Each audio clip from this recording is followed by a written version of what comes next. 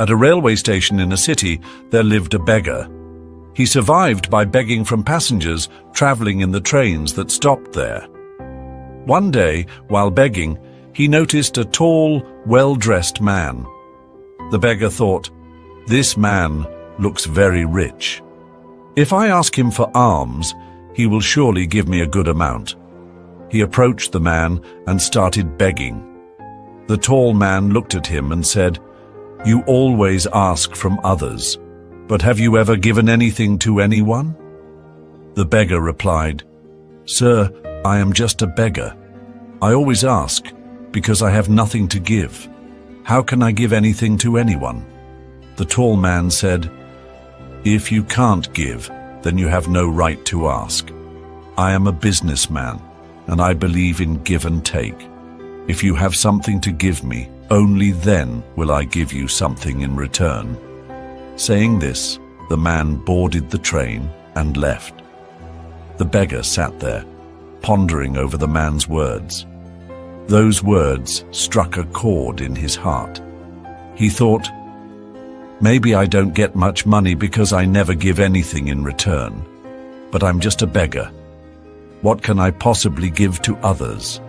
After much thought, he decided, "From now on, whoever gives me alms, I will give them something in return." But a question troubled him. What can I, a beggar, give in return? For 2 days, he couldn't find an answer. On the third day, as he sat near the station, he noticed some flowers blooming on the plants nearby. An idea struck him. Why don't I give flowers to people in return for their alms? He liked the idea and picked a few flowers. When he begged on the train that day, he gave flowers to everyone who gave him money. People appreciated this gesture and kept the flowers with them happily. From then on, the beggar began plucking flowers every morning and giving them to people who gave him alms. He noticed that more people started giving him money. However, when he ran out of flowers, fewer people gave him alms. One day, while begging on the train, he saw the same tall man who had inspired him. The beggar immediately approached him and said, "Today I have something to give you. Please give me alms, and in return I will give you some flowers." The man smiled, gave him some money, and accepted the flowers. He said, "Wonderful. You've become a businessman like me." The man took the flowers and left. Once again, his words resonated with the beggar. The beggar realized that the key to changing his life was now in his hands. He stepped off the train, looked up at the sky and shouted, "I am not a beggar anymore. I am a businessman. I can become rich." People around him thought he had gone mad, but the beggar was determined. 6 months later, at the same station, 2 well-dressed men were traveling. One of them recognized the other and extended his hand for a handshake. "Do you recognize me?" the first man asked. "No, I don't think we've met before," replied the second man. The first man smiled and said, "We've met before, not once, but twice. Don't you remember the beggar you once spoke to?" Surprised, the second man said, "Oh, yes. You're the beggar I once refused to give money to. And the second time, I bought flowers from you. But today you're dressed so well. What are you doing now?" The first man replied, "Yes, I was that beggar. But today I am a successful flower merchant.